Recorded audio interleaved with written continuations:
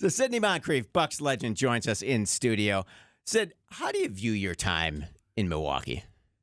Life-changing. Life-changing. The importance of where you play could never be underrated. And I felt that it was a natural fit. I didn't know it would be a natural fit, but it was. I liked the people here, the city. It was small enough to where I didn't feel like there was a lot going on. I couldn't get in too much trouble here, which is a good thing. And it was just I remember when I was drafted, Jeff, by the Bucks. And back then you didn't have the internet. You barely had TVs back then. Yeah. But you had the encyclopedias. Okay. All right. And I said, I need to Milwaukee, Wisconsin. Where's Milwaukee, Wisconsin? So I went to the encyclopedia, and I looked it up, and the pictures were in black and white, which didn't help the cause. So you saw the smokestacks. Yeah. And you saw the history of the industry for the city of Milwaukee and what have you. So I read it. I'm saying, okay, this is very, very, very interesting place. Then when I got here, it was even more interesting because I was on Wisconsin. I sat in Howard Johnson on Wisconsin Avenue. Okay. Remember the Howard Johnson? Yeah, there? I do. Yep. And there was a Heinemann's Okay. Nice. on the corner. Get their good waffles. And I remember walking out the door to the hotel, and I saw too many people talking to themselves using profanity. I mean, like talking to themselves. I said, God, some crazy people in Milwaukee. I remember saying that. Years later, John Steinmiller, we were talking, and he was driving up Wisconsin, and he said, oh, yeah, this is where the mental institution was. And I didn't realize that those were people that had just kind of left, and they were taking their, I guess, stroll down Wisconsin Avenue, and they were just like not stable. Yes. But it was certainly not the indication of the people here in Milwaukee. Yes, indeed. So there was a lot of mentors on that team for you. I mean, you came in, Coach John Nelson. Who are some of your teammates initially that just kind of taught you, showed you the ropes? I mean, you had Quinn Buckner, you had Junior Bridgman, so many others on that team. Yeah, we had that Harvey were impactful. Catchings. Yeah. We had Junior. We were close to the same size, and I remember watching his team play in Louisville, where they had that tremendous team, and they were leapers, and they played a certain way, similar to how I played, which meant there was a certain amount of respect. And then Harvey Catchings, we did a lot of things together, Junior, Harvey, and myself, dinner after games, movies, and what have you. They were two professionals. Yeah. Matter of fact, most people on that team helped me because they were visually, you saw what it meant to be a professional. Quinn Buckner, right? Great professional. We had Marcus Johnson. We had Kent Benson. We had some really solid guys on that team. Yeah. So Milwaukee made you into who you are today. When we come back, Milwaukee's still kind of home for you. Your wife teaches here. I want to talk a little bit about what she's doing to inspire the next generation of leaders. So, Sid, Milwaukee's still kind of home for you, right? Oh, yeah, I love Milwaukee. I still live in Arkansas. Okay. And I live in Dallas, but I love coming back to Wisconsin.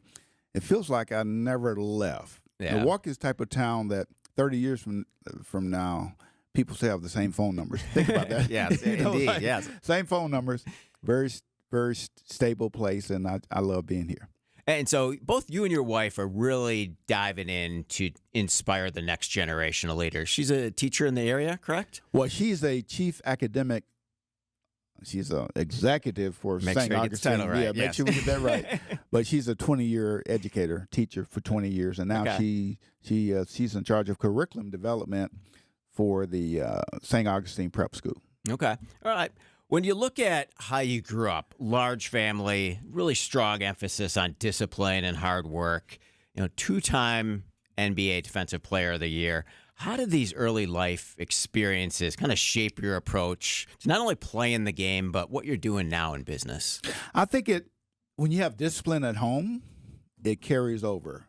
A lot of times we expect for the school systems to raise and discipline and make our kids great, give them these solid core values and principles. And that's just not going to happen much if it's not happening at home. And for us, there were such a high expectations of doing things the right way and doing things you were told to do.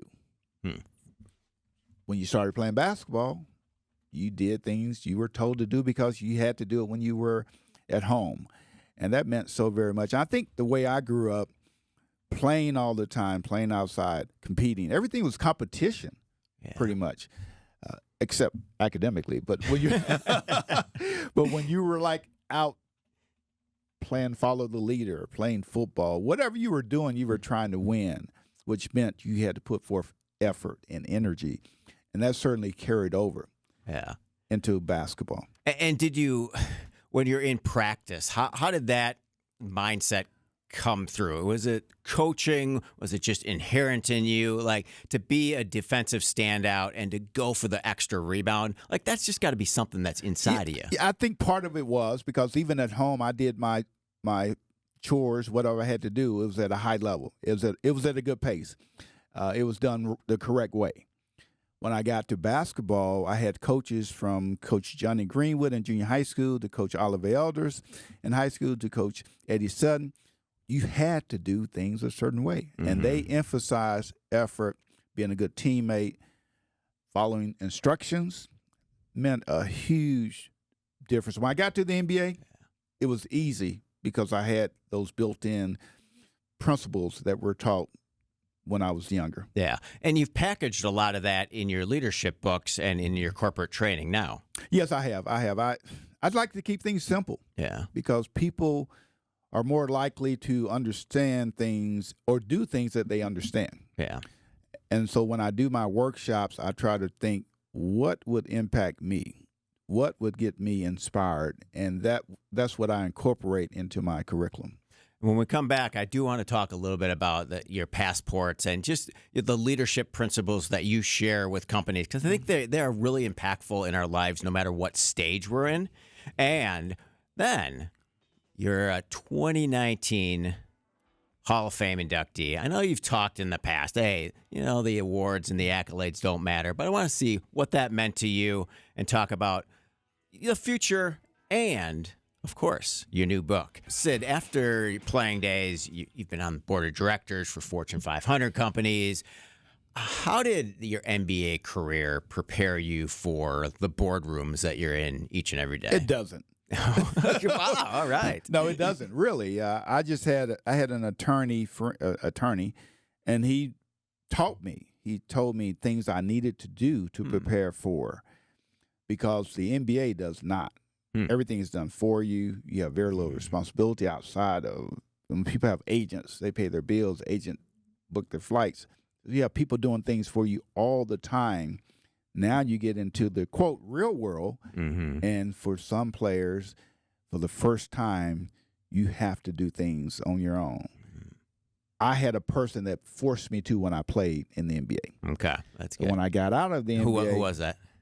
Jay Dickey. He was a congressman at some point for the state of Arkansas. And I hated it when he was forcing me to read contracts. He's forcing me to go to meetings, forcing me to do all these things. I'm like, what the heck? But now it made all the difference. It increased my first of all, my exposure level, where things were easy when I transitioned from the NBA to the real world. Yeah. And now you get to teach those lessons inside the corporate environment. I mean, being a star on high school team, college team, NBA, how do you work to bring people together inside corporate boardrooms? Yeah. Well, when you say corporate, you're talking about government agencies, schools. Organizations. Organizations. I work with all types of organizations. And I break it down to simple principles, 2 principles that I teach. Okay. Number 1 is grit.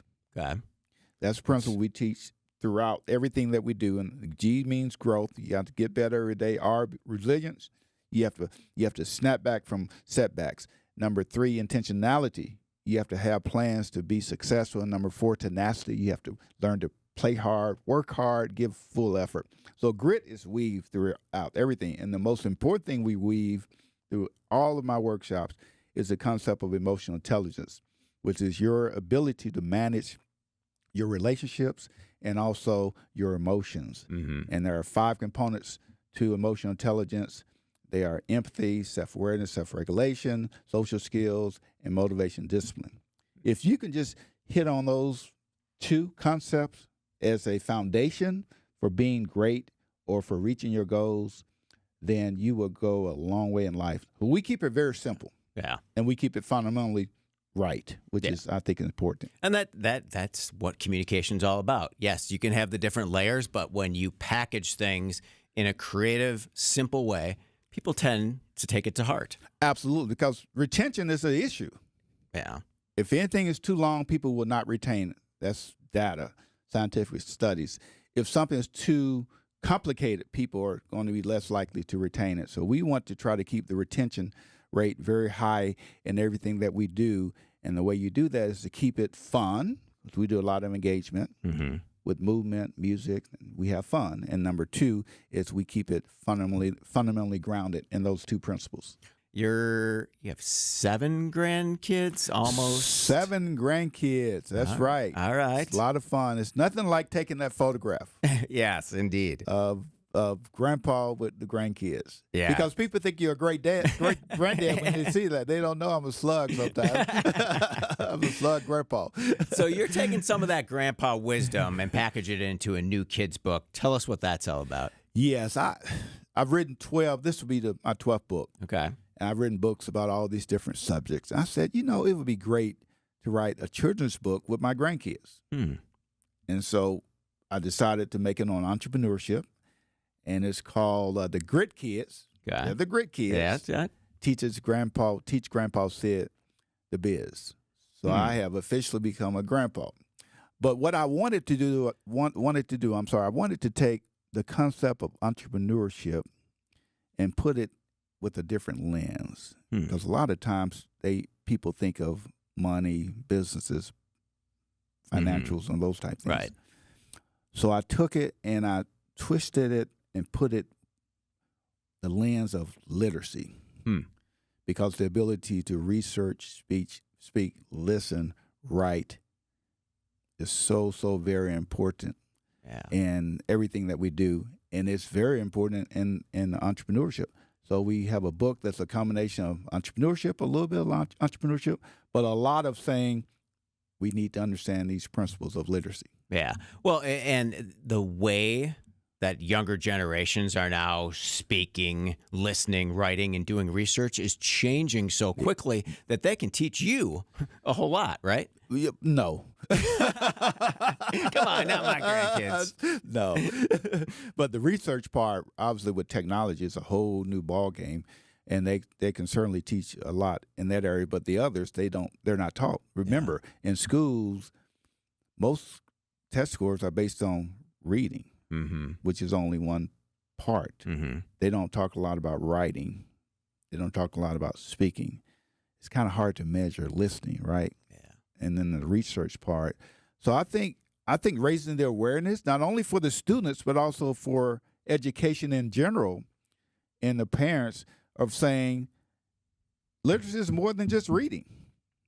You have all these other things are just as important. Yeah. How do you teach leadership? I mean, when you're talking to your grandkids or your kids, does leadership start at a certain level, or are we as humans just supposed to be constantly learning those lessons? Jeff, that's a great question. I think you teach traits of leadership, like things like curiosity, which is one of the most important parts of leadership, because curiosity means that you want more information.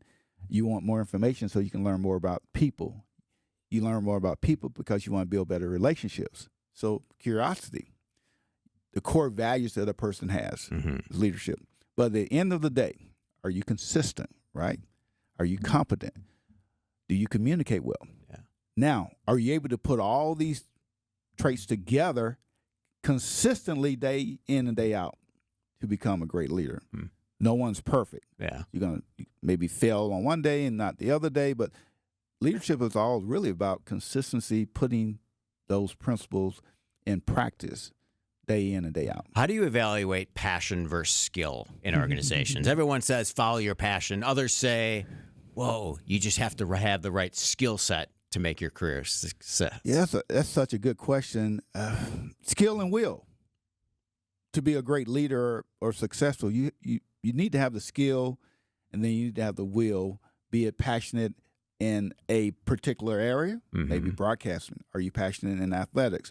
However, do you have the basic will and just general principles of life, like effort, like flexibility, like work ethic, those type things, right? Yeah. You want to develop the will in those areas and then develop the hard skills in another area.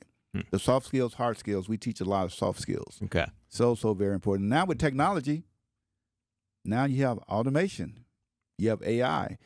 So now the social skills, the human skills will become more important in the future, not less important. Yeah.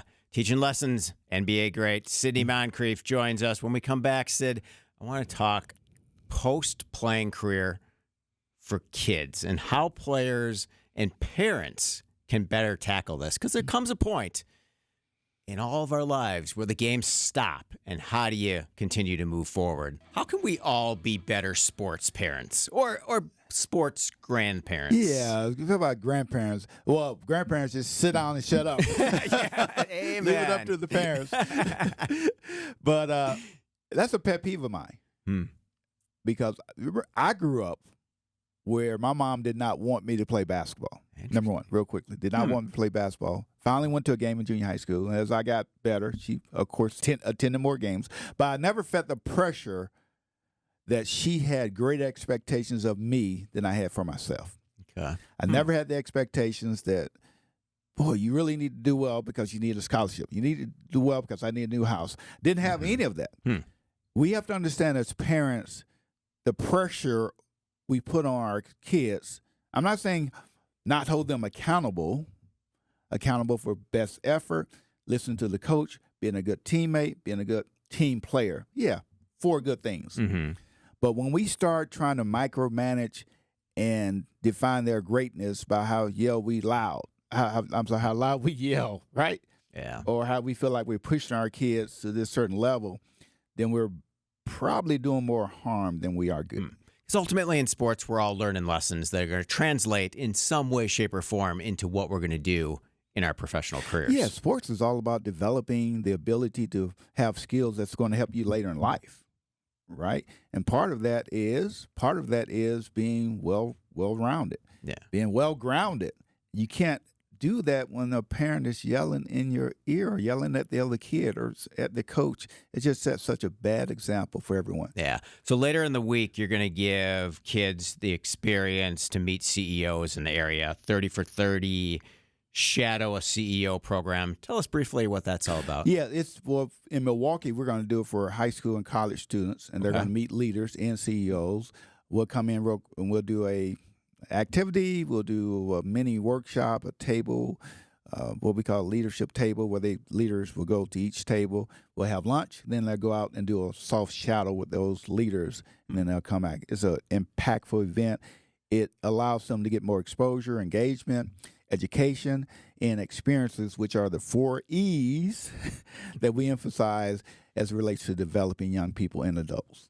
Mentorship, so very important for sure. Finally, first, I'm going to thank you again for a young 10-year-old Jeff Sherman for taking the time to respond to my fan mail. I appreciate that. And we also had a pretty fun picture together at the old Mecca during those photo days. We sure did. I'm going to share that on WTMJ.com later today, and maybe we can retake that photo if you so oblige. We would definitely need to do that because you were so unruly when we took that photograph last time. You would not sit still. You called me bad names, and I had a smirk on my face. The hair looked great, and the velour shirt was beautiful. Right. Finally, Sidney Moncrief, define success for us. Success is doing the best that you can with what you have.